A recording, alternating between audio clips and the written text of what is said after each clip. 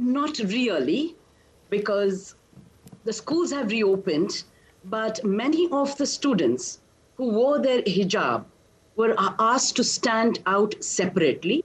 Some schools, of course, allowed them to go in after they removed the hijab at the gate. Tensions are still on, but public disorder is not there. That is interesting. So let's just go back a step. India, of course, has a large Muslim population. Have students been allowed to wear the hijab to school before this all sparked off? Absolutely.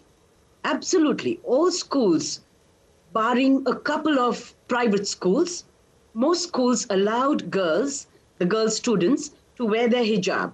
Of course, many of them used to come wearing the hijab and the burqa up to the gate, and some of them removed it when they went into the classrooms. But many of them held on to the hijab, and they were in class. They were inside the class and participated in activities that happened in the school. So why now in Karnataka has this sparked off in such a dramatic way? There's so many different responses to it, but one of them is being rumored that this coincides with the elections that are happening in other parts of my country. And though the girls have been wearing hijab for a very long time, it sparked off sometime in December.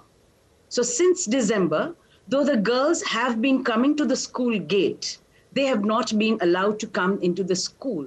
And that's how they have missed out on their classes and their attendance.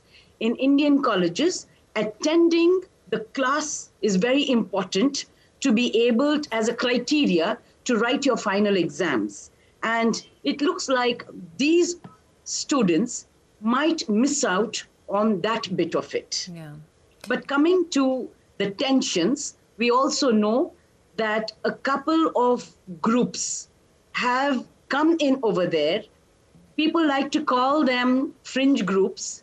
I call them vigilante, asking other students to wear scarves or caps or hats, which we call topis in India, of the saffron color, into school and saying that if these girls don't remove their hijab, then these students will continue to wear this.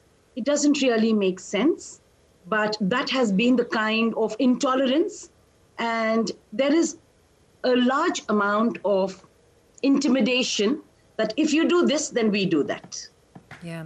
Do you think there's a growing lack of tolerance, which India has prided itself on, and, you know, such a secular country? Is there a growing level of intolerance to the Muslim community? Yes. Like you pointed out, India is a secular country, and we've prided ourselves, and we will continue to pride ourselves in celebrating the diversity, in respecting the differences of other people, of people belonging to other religions, and whatever might be their sentiments. We've always prided. Now, there is a growing intolerance to what people are wearing, to what people are eating, to the way people pray, and all of these have a lot of religious overtones and are spilling into all other spheres of life. Of course, we know that the State High Court is considering what the outcome of this situation is going to be. What is your sense of which way it might go? Difficult to talk about that because there are arguments quite strong on both sides, but I personally believe that the argument by the petitioner is stronger. The hijab is not hindering anybody.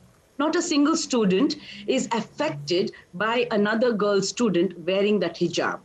So all of them can access education freely without being hindered in any which way.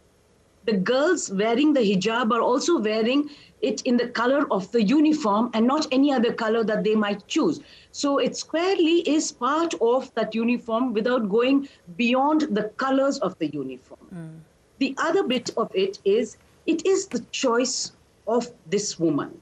We know that we live in a patriarchal society where women's choices are not given that prominence and significance that is required. So I personally believe that it is important for women, though I also understand whether it is the parda or it is the hijab, they are regressive, subjugative, patriarchal norms that are being thrust on women. But if this particular girl or these students can access education because they wear the hijab, then so be it. Yeah. So because in my constitution, there are phrases that you can wear a religious garment that does not offend another citizen or it does not disturb public morality. Now, the hijab does not do either of this. Yeah. So it should be allowed. I'm hoping. We should hope indeed that it settles the tensions if at least the court rules in that way. Brinda, I really appreciate you joining us. Thank you so much. Thank you.